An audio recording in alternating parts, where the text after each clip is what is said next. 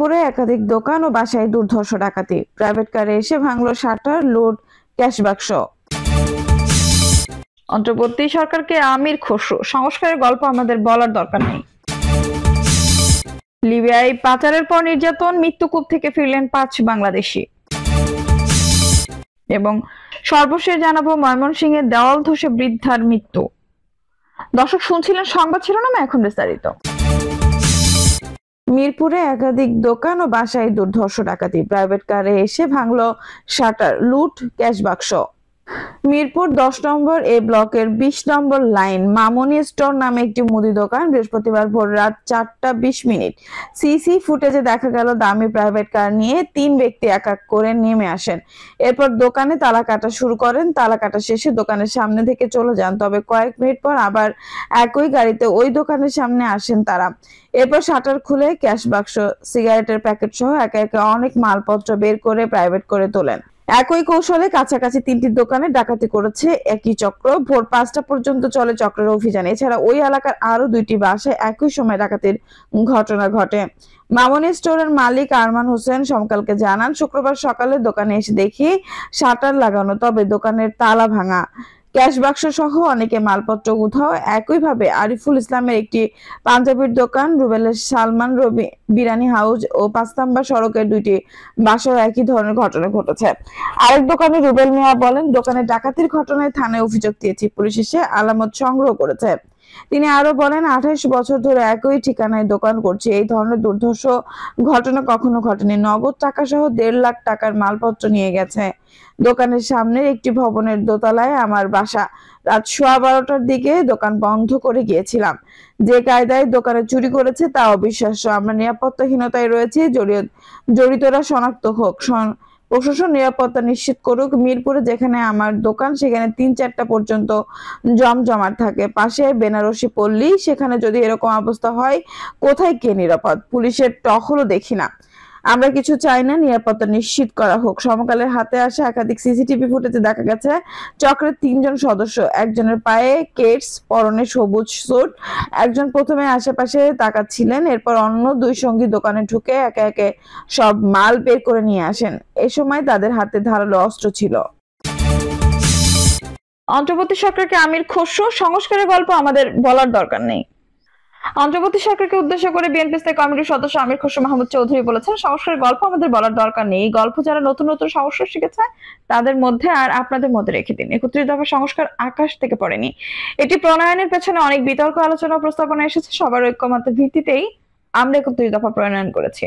বাংলাদেশের মানুষের আগামী দিনের পরিবর্তনের বার্তা এই 31 দফার মাধ্যমেই দেওয়া হয়েছে। এই বার্তা নিয়ে আমরা বাংলাদেশের প্রতিটি জেলায় ঘুরে বেড়াচ্ছি এবং সংস্কারের জন্য আমরা প্রতিজ্ঞাবদ্ধ। আমির খসরু বলেন, কোন ব্যক্তির ভীষণ বা কোন গোষ্ঠীর মিশনের ভিত্তিতে সংস্কার হবে না। বাংলাদেশের জনগণের মতামতের ভিত্তিতে সংস্কার হবে। 31 দফার জন্য আমাদের জনগণের কাছে যেতে হবে। জনগণ যখন এসব দফার প্রতি সমর্থন জানিয়ে ভোট দেবে তখন আমরা একটি বাস্তবায়ন করতে পারবো। বিএনপির 31 দফা ও অন্যান্য সংস্কারের প্রস্তাব নিয়ে তিনি বলেন, এখন যারা সংস্কারের কথা বলেন তাদের কাছে কোনো ম্যান্ডেট আছে, তাদের পক্ষে কার সমর্থন আছে, তাদেরকে কে বলেছে হ্যাঁ প্রণয়ন করুন, কমিশন হয়েছে, ভালো কথা। এগুলো সব আমরা আগামী সংসদে প্রস্তাব আকারে উপস্থাপন করব।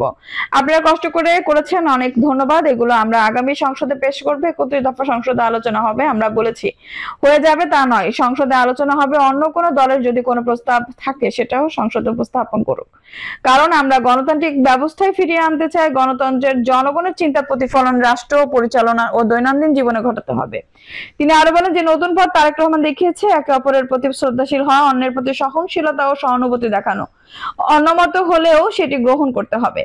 বাংলাদেশের রাজনৈতিক সংস্কৃতি পরিবর্তন আনতে হবে। শুধু সংস্কার করলেই হবে না, রাজনৈতিক সংস্কারের দিকেও মনোযোগ দিতে হবে। আমার বিরুদ্ধে কেউ বললেও তাকে সম্মান জানাতে হবে, তার মতামতের প্রতি শ্রদ্ধা রাখতে হবে। দ্বিমত পোষণ করব, কিন্তু সম্মান দিতে হবে। আপনারা দেখেছেন তারেক রহমানকে একটি প্রতিক্রিয়ায় কার্টুনের মাধ্যমে সমালোচনা করা হয়েছিল। পরে তিনি বলেছেন, এটার জন্য তো আমরা যুদ্ধ করেছি, এই স্বাধীনতা পাওয়ার জন্য ফ্যাসিবাদের বিরুদ্ধে যুদ্ধ করেছি। আমির খসরু বলেন, বইমেলা জিনিসটা আমি ভুলে গিয়েছি। কারণ বিগত দিনে বইমেলা বলতে যা বোঝানো হতো তা হলো একটি দলের প্রতিষ্ঠাতা, তার মেয়ে, তার পরিবার, তাদের চিন্তা ভাবনা ও দর্শন প্রতিফলিত হতো সেই বইমেলায়। এমনকি স্কুলের শিক্ষার্থীদেরও তাদের পরিবারের দর্শন ও চিন্তা ভাবনা ক্যারিকুলামের মাধ্যমে পড়তে শিখতে বাধ্য করা হতো। কোন বিশেষ দর্শন, চিন্তা বা পরিবারে যেন বাংলাদেশের মনোজগতে এককভাবে প্রবেশ করতে না পারে সেটা আমরা আগামী দিনে নিশ্চিত করব।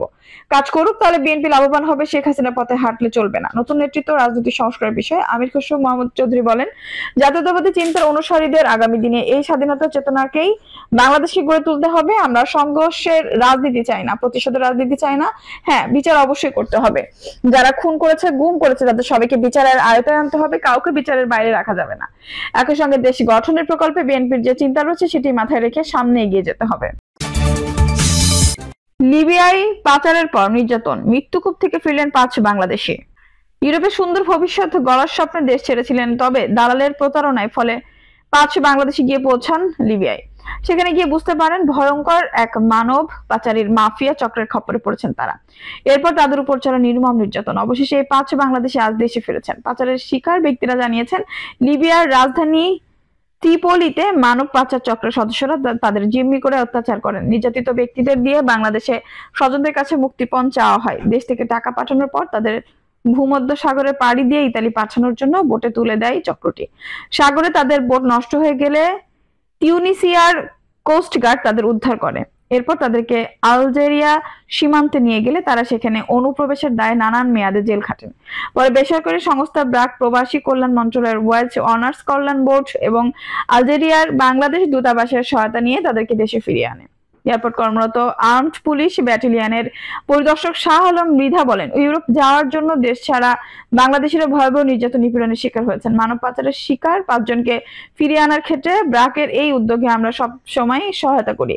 ভূমধ্য সাগরের মৃত্যুর মুখ থেকে বেঁচে ফেরা মাদারীপুরের ইয়াসিন হাওলাদার বলেন, লিবিয়া মাফিয়ার কাছে আটক ছিলাম।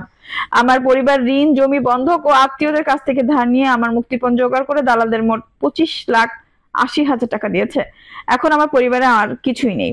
ব্র্যাকের মাইগ্রেশন প্রোগ্রামের সিনিয়র ম্যানেজার আজিজ আহমেদ বলেন, 5 বাংলাদেশি মানব পাচার সার্ভাইভারের প্রত্যাবাসনের জন্য আমরা পররাষ্ট্র মন্ত্রণালয়ের ওয়েলস অনার্স কল্যাণ বোর্ড ও যুক্তরাষ্ট্রের ট্রাফিকিং ইন পারসনস হিরো নেটওয়ার্কের সহায়তা নিয়েছি। এর আগে 2024 সালের অক্টোবর মাসে মানব পাচারের শিকার আরো 8 বাংলাদেশিকে ব্র্যাক টিআইপি হিরো নেটওয়ার্কের সহায়তায় দেশে ফিরিয়ে এনেছে। বিমানবন্দরের বিদেশ ফেরতের জরুরি সহায়তা দিতে গত 8 বছর ধরে কাজ করছে ব্র্যাক মাইগ্রেশন ওয়েলফেয়ার সেন্টার। সিভিলে এভিয়েশন, শাহজালাল আন্তর্জাতিক বিমানবন্দর কর্তৃপক্ষ, প্রবাসী কল্যাণ ডেস্ক, এপিবিএন সহ সবার সহযোগিতার মোট 8 বছরে 35,000-এরও বেশি মানুষকে নানান ধরনের সহযোগিতা করা হয়েছে। শুধু 2024 সালে 40 জন প্রবাসীকে বিশ্বের বিভিন্ন দেশ থেকে উদ্ধার করা হয়েছে।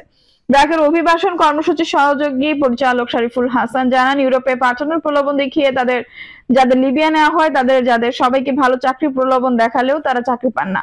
উল্টো অধিকাংশকে লিবিয়া বিভিন্ন ক্যাম্পে বন্দী রেখে শারীরিক নির্যাতন করা হয়। এরপর তাদেরকে জিম্মি করে পরিবারের কাছ থেকে আদায় করা হয় অর্থ। তবে এত কিছুর পরে ভূমধ্য সাগর পেরিয়ে ইউরোপের স্বপ্নে লিবিয়া যাওয়ার এই প্রবণতা থামছে না। সমস্যা সমাধানে সাধারণ মানুষ ও বিদেশগামীদের সবার আগে সচেতন হতে হবে।